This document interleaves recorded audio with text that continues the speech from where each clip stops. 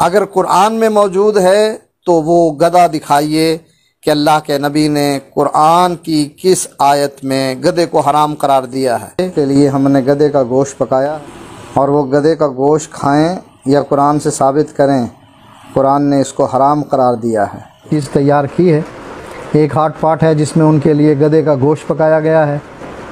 گدھے کا گوشت کھائیں یا گدھے کے گوشت کو قرآن سے ثابت کریں کہ قرآن نے اس کو حرام قرار دیا ہے۔ ایسے ہی مچھلی قرآن سے ثابت کریں کہ حلال ہے، یہ گدھے کا گوشت کھائیں اور مچھلی کے حلال ہونے کا ثبوت دیں۔ قرآن میں گدھے کو حرام کرنے کی کوئی آیت نہیں، میں ثابت کروں گا کہ گدھا قرآن میں حلال ہے۔ آج لوگوں نے بھی دیکھ لیا کہ قرآن میں ایسی کوئی آیت نہیں جس میں گدھے کو حرام قرار دیا ہو اور مچھلی کو حلال۔ میں نے قرآن کی ایک آیت پڑھی تھی جس میں آپ کو بتلایا تھا کہ 4 چیزیں قرآن کی روح سے حرام ہیں، اس میں گدھا نہیں ہے، لہذا وہ آیت کا جواب آج تک نہیں آیا۔ ہمارا مطالبہ یہ تھا کہ قرآن مجید سے گدھے کے حرام ہونے کی ایک آیت پڑھ دیں اور مچھلی کے حلال ہونے کے لیے قرآن مجید سے ایک آیت پڑھ دیں۔ قرآن کی ایک آیت گدھے کے حرام ہونے کے بارے میں اور مچھلی کی ایک آیت کہ بغیر ذبح کیے ہوئے مچھلی حلال ہے مردہ حالت میں، وہ ہمیں دکھا دے۔ ہمارا تو مطالبہ ہی یہ تھا۔ آپ کو تازہ مچھلی کھانے کے لیے بھی اسے اللہ کے نام پر ذبح کرنے کا حکم قرآن دے رہا ہے۔ آپ کو تازہ مچھلی کھانے کے لیے بھی اسے اللہ کے نام پر ذبح کرنے کا حکم قرآن دے رہا ہے۔ یہ مناظر بھی آپ دنیا نیوز کی اسکرین پر دیکھ رہے ہیں۔ پہلے اس قوم کو گدھوں کا گوشت کھلایا گیا ہے۔ جی ہاں، گدھے کے کھالوں پر تو پابندی لگا دی گئی، لیکن اب خانے وال میں تازہ واقعہ پیش آیا ہے۔ آپ ٹیلی ویژن اسکرین پر 2 افراد کو دیکھ سکتے ہیں جنہوں نے اعتراف بھی کر لیا ہے گوشت سپلائی کیا کرتے تھے۔ خانے وال سے 6 من گوشت برآمد ہوا ہے اور یہ دونوں ملزمان دھر لیے گئے ہیں۔ محکمہ وائلڈ لائف نے یہ کارروائی کی تھی جب انہیں اطلاع ملی اور ان کا یہ بتانا ہے کہ یہ گوشت مبینہ طور پر ہوٹلوں میں سپلائی کیا جاتا تھا۔ گرفتار ملزموں نے اعتراف جرم کر لیا۔ اسی بارے میں مزید جانتے ہیں دنیا نیوز کے نمائندے ساجد پرویز سے۔ ساجد، کیا طریقہ کار تھا ان لوگوں کا؟ معروف اہل حدیث عالم کا کہنا ہے کہ گدھا قرآن کی روح سے حلال ہے اور اس کی قربانی بھی جائز ہے، اور اس عید پر اہل حدیث علماء گائے بیل کی جگہ گدھے کی قربانی کریں گے، جبکہ اس کے مقابل دیوبندی عالم علامہ حضر حیات نے اہل حدیث عالم طالب الرحمان کو چیلنج کر دیا کہ اگر وہ قرآن سے گدھا حلال اور مچھلی حرام ثابت کر دے تو 1 حرف کے بدلے 1 لاکھ کا انعام دیا جائے گا، جس کی تفصیل اس ویڈیو کلپ میں واضح کی گئی ہے۔ میں نے قرآن کی ایک آیت پڑھی تھی جس میں آپ کو بتلایا تھا کہ 4 چیزیں قرآن کی روح سے حرام ہیں، اس میں گدھا نہیں ہے، لہذا وہ آیت کا جواب آج تک نہیں آیا۔ طالب الرحمان صاحب کہتے ہیں کہ میں نے قرآن کی ایک آیت پڑھی تھی، 4 چیزیں قرآن کی روح سے حرام ہیں، اس میں گدھا نہیں۔ طالب صاحب سورت اور آیت نمبر بتا کر اگلے کلپ میں پھر پڑھنا، اور جس کا ترجمہ یہ ہو کہ قرآن میں صرف 4 چیزیں حرام ہیں اور گدھا ان میں نہیں۔ اگر ایسی آیت آپ نے دکھا دی کہ قرآن میں صرف 4 چیزیں حرام ہیں اور ان میں گدھا شامل نہیں، تو اس ترجمے والی آیت کے 1 حرف پہ آپ کو 12 لاکھ انعام دوں گا۔ ذرا نکال قرآن سے۔ جھوٹ بولتا ہے، قرآن پہ عادت پڑ گئی۔ کیا شراب قرآن میں حرام نہیں؟ جوا قرآن میں حرام نہیں؟ سود کو قرآن نے حرام نہیں کہا؟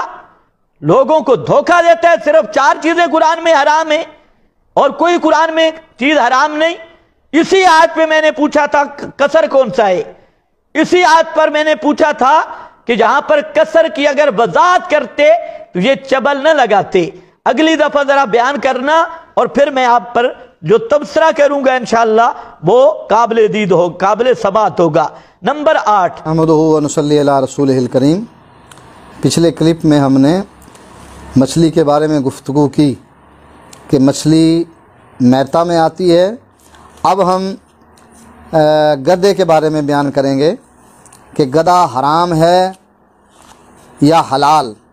ہمارے نزدیک قرآن نے حرام قرار نہیں دیا۔ اب ہم تمہارے وہی حوالے پیش کریں گے جو تمہارے مولویوں نے بیان کیے ہیں، اور تمہاری وہ یہودیوں والی حرکت بھی بیان کریں گے کہ جس میں ہم نے وہ بات آیت پیش کی کہ احلت لکم بہیمۃ الانعام، کہ تمہارے لیے حلال کیے گئے ہیں کیا بہیمہ اور انعام، یہ دو الفاظ استعمال کیے گئے ہیں۔ اب تم نے انعام کا ذکر کر دیا اور بہیمہ کھا گئے، یعنی تم نے حرکت کی یہودیوں والی کہ بہیمہ کا ترجمہ بھی نہیں کیا، اس کی تشریح بھی نہیں کی اور چھپا لیا۔ اب آؤ میں تمہارے مولویوں کے زبانی بتلاتا ہوں کہ یہ احلت لکم بہیمۃ الانعام، بہیمہ کیا ہے اور انعام کیا ہے۔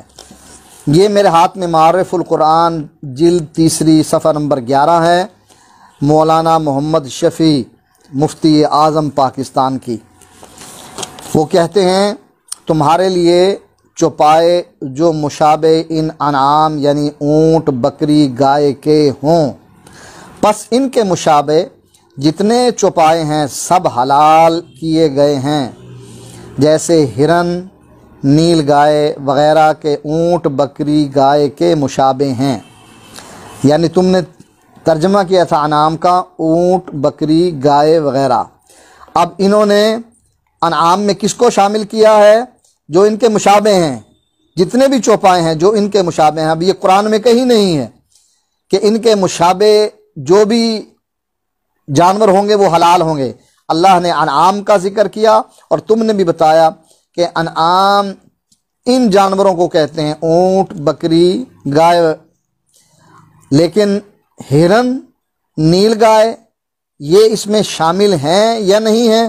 تمہارے مولوی لکھتے ہیں کہ جیسے نیل گائے، ہرن وغیرہ کہ یہ اونٹ، بکری کے مشابہ ہیں۔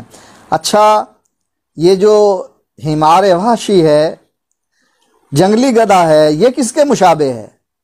یہ کہاں سے پھر حلال ہو گیا؟ یہ مشابہ ہے گھریلو گدھے کے۔ اب گھریلو گدھا اگر حرام ہے، قرآن نے حرام نہیں کیا، گھریلو گدھا حرام ہے تو اس کے مشابہ وحشی گدھا بھی حرام ہونا چاہیے۔ لیکن اب میں زیادہ جو بحث کرنا چاہتا ہوں، تم نے انعام پر بحث کی، میں بہیمہ پر، تمہارے مولویوں کی زبانی صفحہ نمبر 11 پر لکھتے ہیں ان بہائم کے جو کہ دوسرے دلائل شریعہ حدیث وغیرہ سے مخصوص اور مستثنا ہیں، جیسے گدھا، خچر وغیرہ۔ کہتے ہیں انعام میں وہ درندے اور شکاری جانور نہیں، انعام سے استثناء کیا ہے درندے اور شکاری جانور کا۔ کس آیت کے ذریعے؟ حدیث کے ذریعے یا قرآن کے ذریعے؟ نکالو وہ آیت، گھڑو آیت محمود الحسن دیوبندی کی طرح اور کہو کہ یہ دیکھو قرآن نے کہا ہے کہ درندے اور شکاری جانور بھی حرام ہیں۔ کہتے ہیں کہ اس بات میں کہ درندے اور شکاری جانور نہیں، بجز ان بہائم کے جو کہ دوسرے دلائل شریعہ حدیث وغیرہ سے مخصوص اور مستثنا ہو چکے ہیں۔ یعنی گدھا جیسے اور خچر، اس کو کس نے مخصوص کیا ہے؟ بہائم سے۔ اللہ نے بہیمۃ الانعام، بہیمہ اور انعام دونوں کو اللہ نے حلال کیا ہے۔ اب ثابت ہوا کہ قرآن کچھ کہہ رہا ہے اور حدیث کچھ کہہ رہی ہے، تو بہیمۃ الانعام کا ترجمہ اور تشریح ہم یہ کریں گے کہ اللہ نے بہیمۃ الانعام کو حلال قرار دیا ہے، جو چوپائے ہیں، اور گدھا بھی چوپائے میں شامل ہے۔ اللہ نے وحشی گدھے کو، اللہ کے نبی نے وحشی گدھے کو حلال قرار دیا ہے۔ اب یہ حدیث قرآن سے ٹکراتی ہے۔ مفتی محمد شفیع جو صفحہ نمبر 13 پر اسی جلد میں لکھتے ہیں، بہرحال لفظ بہیمہ ہر جاندار کے لیے بولا جاتا ہے۔ ہر جاندار، چوپائے جو 4 پائے رکھتے ہوں، تم اس میں شامل نہیں، تم 2 پائے والے جانور ہو، جن کے 4 پائے ہیں، کہتے ہیں بہیمہ ہر جاندار کے لیے بولا جاتا ہے۔ اور بعض حضرات نے فرمایا چوپایا جانداروں کے لیے یہ لفظ استعمال ہوتا ہے، یعنی جس کی 4 ٹانگیں ہوں۔ تو 4 ٹانگیں تو گدھے کی بھی ہیں، وہ گدھا تمہارے لیے حلال ہے قرآن کی روح سے، کیونکہ اللہ نے فرمایا احلت لکم بہیمۃ الانعام، جیسے بسم اللہ کہہ کر تم کتے کو ذبح کرتے ہو اور تمہارے لیے اس کا گوشت پاک ہو جاتا ہے، بے شک نہ کھایا جائے لیکن پاک تو ہو جاتا ہے، اسی طریقے سے قرآن کی روح سے تمہارے لیے اب گدھا بھی حلال ہو گیا، لہٰذا قرآن کی روح سے تم کھاؤ۔ ابھی طالب صاحب نے ایک نیا شگوفہ چھوڑا، آیت پڑھی احلت لکم بہیمۃ الانعام، اس پر کہتے ہیں بڑا تبرہ بازی کرتے ہوئے، موروثی تبرہ بازی، اس آیت کا ترجمہ کرتے ہوئے کہتے ہیں تمہارے لیے حلال کیے گئے بہیمہ اور انعام۔ طالب صاحب یہ اور کس لفظ کا آپ نے معنی کیا ہے؟ بہیمہ اور انعام۔ یہ ذرا اگلے کلپ میں یا میرے سامنے جب آئیں تو میں پوچھوں گا کہ یہ اور کس لفظ کا معنی کیا ہے۔ قرآن مقدس کی اپنی طرف سے تحریف کرنا تیری قسمت میں ہے اور قرآن پہ جھوٹ بولنا تیری قسمت میں ہے۔ یہاں بہیمۃ الانعام میں کس لفظ کا معنی ہے بہیمہ اور انعام؟ یہ اور والا لفظ ذرا نشاندہی کرے قرآن پاک سے۔ آپ حضرت شیخ الہند پہ تبرہ کرتے ہیں، آپ نے ایک حدیث خود گھڑی، 5 ایتوں پہ جھوٹ بولا اور اب ایک آیت کا ترجمہ پھر آپ نے غلط کیا۔ آپ کو شرم آنی چاہیے کسی اور کا نام لینے کی، آپ اپنی لپیٹ ذرا۔ تو یہاں کہتا ہے 2 لفظ استعمال کیے گئے ہیں، تم نے انعام کا ذکر کیا، بہیمہ کھا گئے، بہیمہ کا ترجمہ نہیں کیا، چھپا لیا۔ طالب صاحب یہ بھی آپ کا صریح جھوٹ ہے۔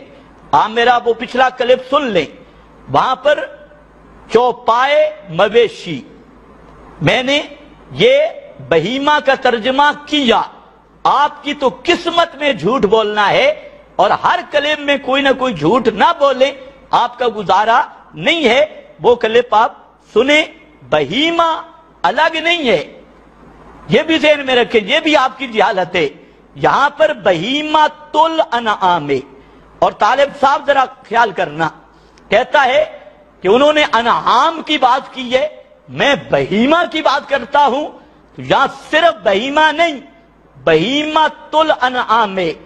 اور افسوس اس بات کا ہے کہ آپ کی جہالت اس درجے کی ہے کہ آپ نہ قرآن سمجھتے ہیں نہ حدیث سمجھتے ہیں۔ اب جہاں پر ذرا غور کر لیں، یہ بہیمہ مضاف ہے، الانعام مضاف الیہ ہے، اور یہ اضافت مفسرین حضرات سب نے، نواب صدیق حسن کو دیکھ لے، مدارک، ابو سعود، روح المعانی، کوئی کتاب تفسیر کی اٹھائیں تو سب حضرات نے یہ لکھا کہ جہاں اضافت جو ہے یہ بیانیہ ہے۔ اس بات کو ذرا سمجھنا ہے، اضافت بیانیہ یا اضافت العام الی الخاص کے قبیل سے ہے۔ تو اب ذرا آپ کو اللہ کرے سمجھ آئے، ہے بڑی مشکل بات، آپ کے لیے مشکل ہے، طالب علموں کے لیے آسان ہے۔ جب اضافت بیانیہ ہے تو بہیمہ سے مراد انعام ہے، تو بہیمہ سے مراد انعام ہے۔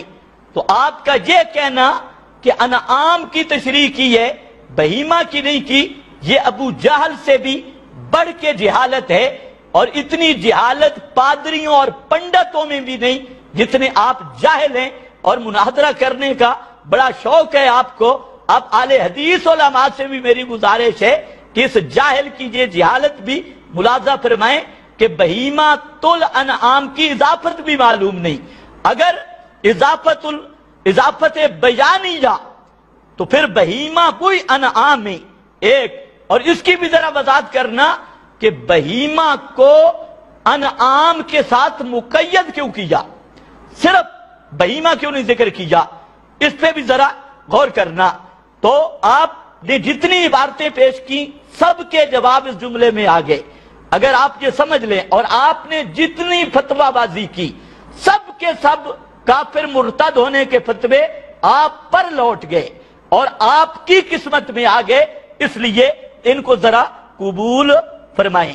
اور تیسری بات یہ بھی سن لیں کہ یہ بہیمۃ الانعام کی تفسیر کا پہلا درجہ تفسیر القرآن بالقرآن، تو یہ تفسیر خود سورۃ الانعام آیت نمبر 143 میں بہیمۃ الانعام کی تفسیر موجود ہے کہ وہ بہیمۃ الانعام کیا چیزیں ہیں؟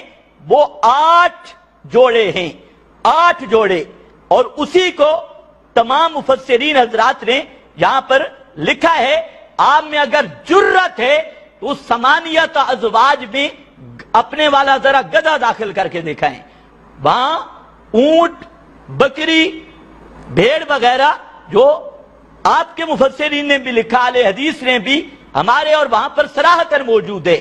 تو جب بہیمۃ الانعام کی تفسیر خود قرآن میں موجود ہے تو قرآن والی تفسیر چھوڑ کر دوسرے جو قیاساً یا اخباراً بعض چیزیں اس کے ساتھ لائق کی گئی، شامل کی گئی ہیں، آپ ان کی طرف بھاگتے ہیں اور جو خود تفسیر القرآن بالقرآن ہے اس کے قریب نہیں جاتے۔ ذرا دیکھیں یہ سورہ انعام آیت 143، اس میں اسی آیت کی تفسیر ہے، اور اس کو آپ کے سارے یہ بھٹوی، یہ آپ کا یہ عبدالسلام بن محمد اور آپ کے دوسرے حضرات سب یہی کہہ رہے ہیں۔ چوتھے نمبر پر آپ نے اس پہ ایک جھوٹ بولا، بلکہ یہودیوں سے بڑھ کے خیانت کی۔ یہودی مولوی اتنے خائب نہیں جتنے آپ ہیں۔ میں آپ سے یہ پوچھنا چاہتا ہوں، آپ نے کہا بہیمہ ہے 4 ٹانگوں والا جو چرتا ہو، تو خنزیر بھی 4 ٹانگوں والا ہے اور جنگل میں چرتا ہے، طالب صاحب خنزیر کھائے گا؟ کھانا شروع کر دے، ماشاءاللہ گدھا پہلے شروع کیا ہے، اب خنزیر بھی شروع کر دے۔ گیدڑ بھی 4 ٹانگوں والا ہے اور وہاں جنگل میں چرتا ہے، لومبڑ بھی 4 ٹانگوں والا ہے اور جنگل میں چرتا ہے۔ آپ کے بقول یہ سب بہیمہ کے تحت داخل ہو کر حلال ہیں، تو ماشاءاللہ کل سے خنزیر بھی کھانا شروع کر دے۔ غیر اللہ کے نام کا بکرا، چھترا، بیل، وہ بھی 4 ٹانگوں والا ہے اور انعام میں ہے، چرنے والا ہے، تو آپ وہ بھی نجس کو کھانا شروع کر دے۔ تو آپ کی غذا تو ماشاءاللہ پہلے بھی فتاوی ثنائیہ میں جو لکھی ہے اس کو تو ابھی میں چھوڑ رہا ہوں، انشاءاللہ جیسے آپ کی عادتیں ہیں تو وہ بھی مجھے بیان کرنی پڑے گی کہ وہ کیا چیز ہے۔ بہرحال آپ بہیمہ کو اتنا عام لے رہے ہیں، آگے انعام کی قید آپ کو نظر ہی نہیں آتی۔ تو اگر ایسا عام بھئی 4 پاؤں ہوں جس کے اور جنگل میں چرتا ہو تو خنزیر کے 2 پاؤں ہیں، تو خنزیر کھانا شروع کر، تیرے منہ میں تو اب خنزیر ہے۔ اور فتاوی ثنائیہ والی بات ساتھ کر لے تو خنزیر کے انثیین بھی شروع کر دے، وہ بھی تیرے مذہب میں جائز ہے۔ تو بہرحال آپ نے یہودیوں والی حرکت یہ کی، بلکہ یہودی آپ سے بہت کم میں، پنڈتوں اور پادریوں سے بڑھ کے آپ نے خیانت یہ کی کہ آیت کا اگلا حصہ چھوڑ دیا، لا تقربوا الصلاۃ پہ عمل کیا، وانتم سکارا کو پی گئے۔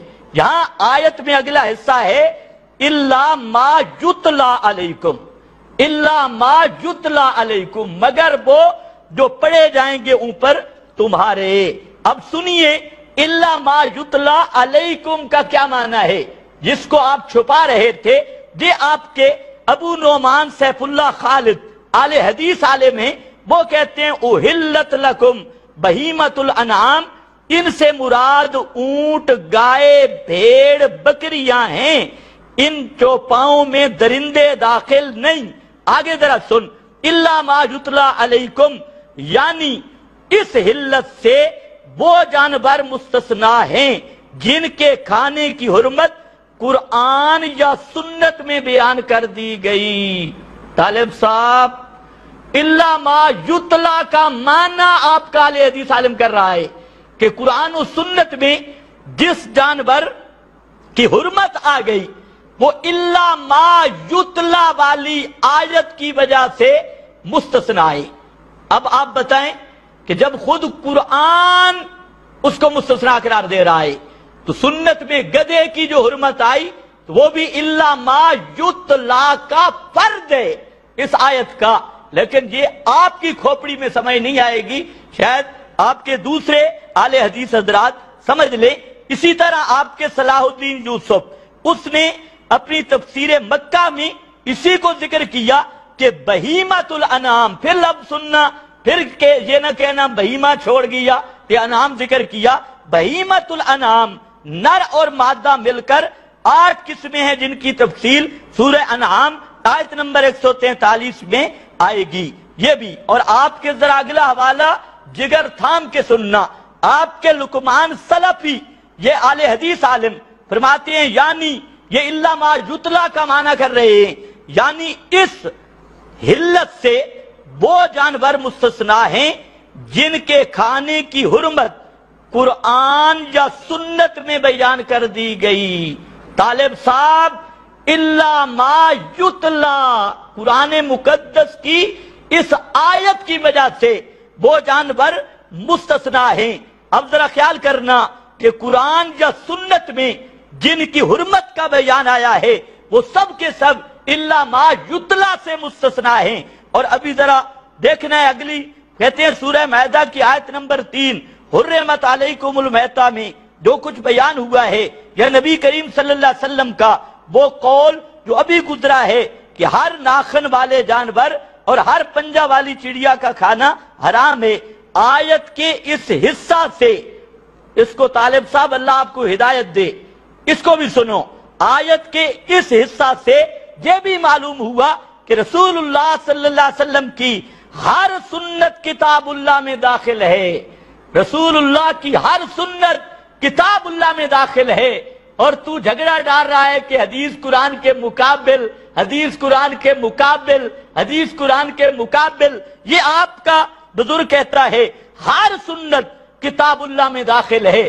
تو جو آگے ذرا سنیے، اس لیے کہ رسول اللہ صلی اللہ علیہ وسلم نے جن جانوروں اور چڑیوں کا کھانا حرام قرار دیا وہ سب بالاتفاق بے اتفاق کے علماء الا ما یتلا علیکم میں داخل ہیں.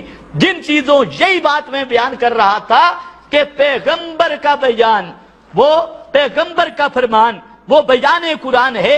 اب ذرا فیصلہ کر کہ آپ کا یہ سلفی مرتد ہے یا آپ مرتد ہیں، آپ کافر ہیں. یہ آپ کی زبان ہے اور آپ کی تہذیب ہے، میں اس کو پسند نہیں کرتا.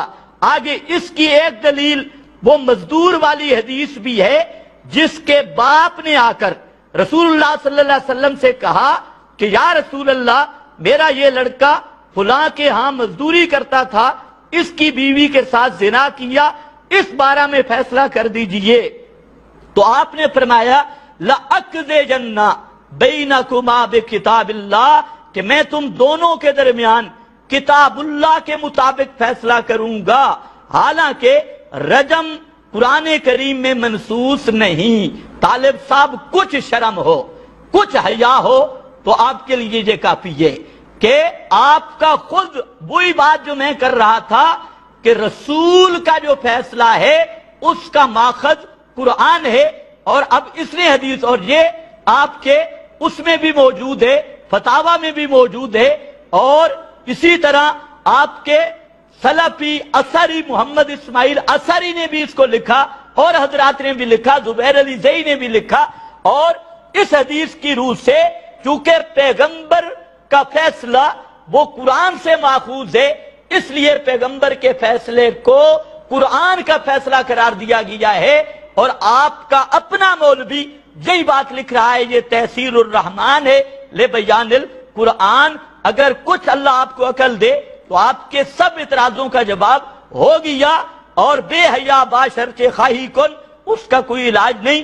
اسی طرح امام قرطبی اس مقام پر مفسر قرطبی وہ فرماتے ہیں فبہیمۃ الانعام، یہ بہیمۃ الانعام کی بات کر رہا ہے، ہی الراعی من ذوات الاربع.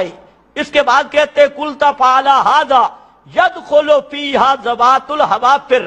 کہتے ہیں تو کہے گا کہ پھر بہیمہ میں ذوات الحوافر، یہ سنبو والا گردہ وغیرہ یہ بھی داخل ہے، یہ بھی داخل ہے.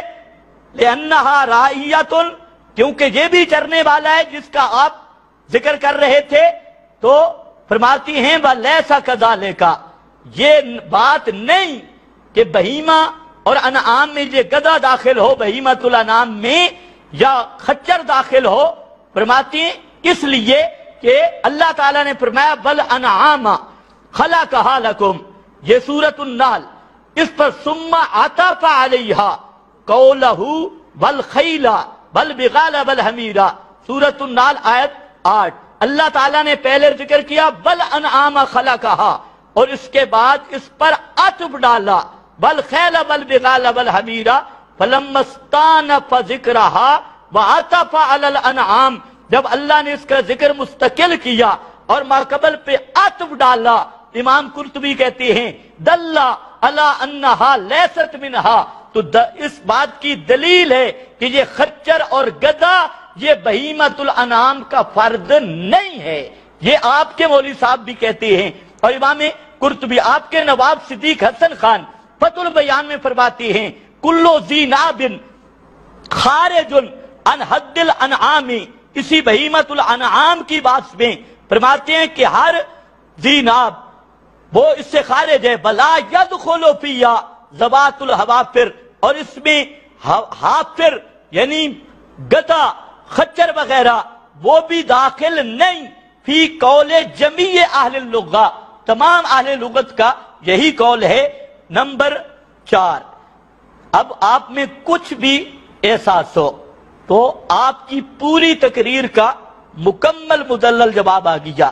چوتھے نمبر پر آپ نے معارف القرآن حقانی عثمانی وغیرہ سے بعض عبارتیں پیش کرنے کی کوشش کی، لیکن اسی طرح جیسے میں نے جواب دیا ان سب عبارتوں میں ایک عبارت بھی آپ ایسی پیش نہیں کر سکے جس میں یہ ہو کہ بہیمۃ الانعام میں یہاں حدیث اور قرآن کا تقابل ہے، اور بہیمۃ الانعام میں گدھا داخل ہے اور قرآن و حدیث کا تقابل ہے جو آپ کا دعویٰ ہے، تو ان کتابوں میں سے ایک عبارت بھی آپ الحمدللہ پیش نہیں کر سکے۔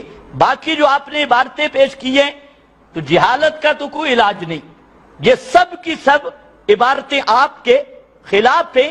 ان سب عبارتوں میں آ رہے ہیں 3 لفظ کہ گدھا وغیرہ مخصوص ہیں، مستثنیٰ ہیں، اور اس سے استثناء کا لفظ بھی آیا۔ تو جب ان سب عبارتوں میں مخصوص، مستثنیٰ، استثناء کا لفظ آ رہا ہے کہ گدھا اس میں اس سے خارج ہے، اس سے مخصوص ہے، اس سے مستثنیٰ ہے، تو تقابل کہاں گیا؟ آپ نے تو ثابت تقابل کرنا تھا، عبارتیں آپ پیش کر رہے ہیں مخصوص ہے، مستثنیٰ ہے، استثناء ہے، تو یہ اللہ آپ کو عقل دے، تو آپ کی پورے مذہب کا یہ عبارتیں بیڑا غرق کر رہی ہیں، اور جتنے فتوے آپ نے ان بزرگوں پہ لگائے یا مجھ پہ لگائے وہ سب کے سب کفر و ارتداد کے فتوے آپ کے منہ پر پڑ گئے اور الٹے ہو گئے۔ کیوں؟ یہ سب آپ کی جہالت ہی کا کرشمہ ہے۔ اور آپ نے مفتی محمد شفیع صاحب کا نام بھی پیش کیا معارف القرآن میں کہ مفتی شفیع صاحب کا ذرا سن لیجئے۔ مفتی شفیع صاحب کیا کہتے ہیں؟ کہتے ہیں والخیل والبغال والحمیر، ان کے فوائد میں سواری لینے اور ان سے اپنی زینت حاصل کرنے کا تو ذکر کیا، مگر گوشت کھانے کا یہاں ذکر نہیں کیا، گوشت کھانے کا یہاں ذکر نہیں کیا۔ اس میں یہ دلالت پائی جاتی ہے کہ گھوڑے، خچر، گدھے کا گوشت حلال نہیں۔ خچر اور گدھے کا گوشت حرام ہونے پر تو جمہور فقہا کا اتفاق ہے۔ آپ مفتی شفیع صاحب کے نام سے دھوکہ دے رہے تھے۔ مفتی شفیع صاحب اس آیت نمبر 8 سے استدلال کر رہے ہیں کہ اس سے گدھے کی حرمت ثابت ہو رہی ہے۔ یہی بات علامہ ماجدی نے ذکر کی ہے اور دیگر حضرات نے۔ بہرحال یہ موضوع لمبا ہو جائے گا، تو میں اس کو آپ کی جہالت کو بتانا مقصد تھا۔ نمبر 5، آپ نے ایک چھوٹے سے کلم میں المہند کا حوالہ بھی دیا اور بعض اشعار بھی آپ نے پڑھے۔ میرا خیال ہے آپ کا دماغی توازن ٹھیک نہیں۔ ثابت تو آپ نے یہ کرنا ہے کہ قرآن نے مچھلی کو حرام اور گدھے کو حلال کہا ہے، اور آپ نغمے المہند کے سنا رہے ہیں، اور کبھی حاجی صاحب کے اشعار آپ سنا رہے ہیں، اور آپ کو پتہ ہے جیسے آپ کا طبقہ روایت پرست ہے، اسی طرح ایک طبقہ عبارت پرست بھی ہے۔ تو المحند کی بات کرنی ہو تو ان سے کیجئے جن کا نظریہ المحند کل قرآن۔ تو المحند کا آپریشن جن لفظوں میں میں کر چکا ہوں یہ آپ کے نصیب میں بھی نہیں ہے اور آپ کے علم میں بھی نہیں ہے۔ باقی آپ محند کی طرف جائیں، اشعار کی طرف جائیں، نیل گائے کی طرف جائیں، شتر مرغ کی طرف جائیں، بھینس کی طرف کبھی بھاگیں، تو یہ صرف آپ کی بکلاہٹ اور حواس باختہ ہونے کی دلیل ہے۔ سن لے میرا عقیدہ، عقیدہ ثابت ہوتا ہے نص قطعی ثبوت اور قطعی دلالت سے، کسی کے شعر سے عقیدہ ثابت نہیں ہوتا اور کسی بزرگ کی عبارت سے عقیدہ ثابت نہیں ہوتا۔ تو عقیدہ کے ثبوت کے لیے نص قطعی ثبوت اور قطعی دلالت ہوا کرتی ہے۔ بہرحال آپ ان جنگلوں میں جانے کی ضرورت نہیں، ورنہ میرے پاس ہدیت المہدی بھی ہے، کنز الحقائق بھی ہے، آپ کے بزرگوں کے وہ یا علی مدد کے نعرے بھی ہیں، یا رسول مدد کے نعرے بھی ہیں، اور وہ ساری چیزیں میرے پاس موجود ہیں، لیکن میں بات کو الجھانا نہیں چاہتا اور آپ کو بھی کہتا ہوں موضوع کے پابند رہیں۔ آپ نے تیری جان چھوٹ نہیں سکتی، یہ گدھے والا مسئلہ حل ہو چکا ہے۔ اگر تیرے دماغ سے گدھا نہیں نکلا تو پھر ہمت کر، ذرا میرے سامنے بیٹھ اور 10 منٹ میں آپ کا گدھا اندر سے نہ نکال دوں تو پھر کہنا، جرات کر۔